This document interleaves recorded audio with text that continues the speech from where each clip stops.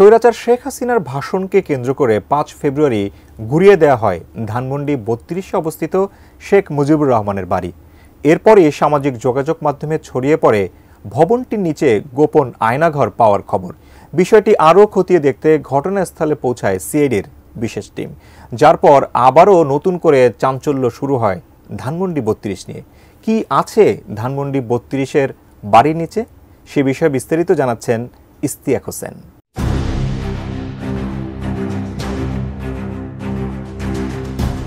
শেখ হাসিনার পতন ও দেশত্যাগের ৬ মাস পূর্তির দিন ৫ ফেব্রুয়ারি। সেদিন ভারত থেকে হাসিনার ভাষণের সময় ছাত্র জনতার বুলডোজার মিছিল কর্মসূচি এগোতে থাকে ধানমন্ডি ৩২-এর বাড়ির দিকে।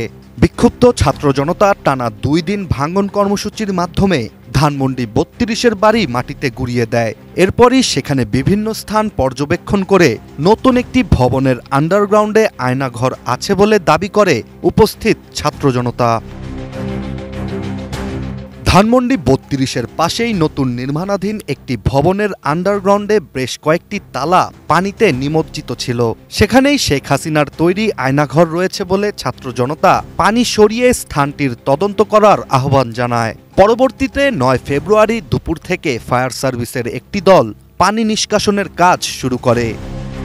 সঠিক প্যাড আর সঠিক তথ্য দিয়ে এসব সামলে নিব এক হয়ে। Mona Lisa sanitary napkin. আন্ডারগ্রাউন্ডের পানি অপসারণের কাজ শেষ হলে ১০ ফেব্রুয়ারি পুলিশের অপরাধ তদন্ত বিভাগ সিআইডির একটি দল ঘটনাস্থলে পৌঁছায়, যেখানে তারা সতর্কতার সাথে ঘটনাস্থল থেকে বিভিন্ন আলামত সংগ্রহের কাজ শুরু করেন। সিআইডির তদন্তের আগেই ৩২-এর আন্ডারগ্রাউন্ডে মানুষের হাড়গোড় পাওয়ার খবর ছড়িয়ে পড়ে সামাজিক যোগাযোগ মাধ্যমে। তবে সিআইডি তদন্ত করার পর আসলেও হাড়গোড় সহ বেশ কিছু আলামত সংগ্রহ করা হয় আলোচিত ধানমন্ডি ৩২-এর আন্ডারগ্রাউন্ড থেকে। সিআইডির ক্রাইম সিনের দল সব আলামত ল্যাব পরীক্ষার জন্য নিয়ে গেছে বলে জানা যায়।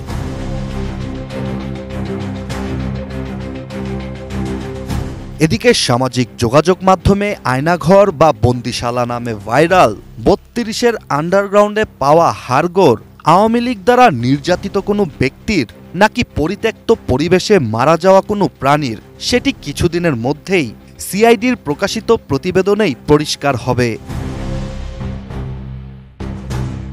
Istiaq Hossain, ATN news.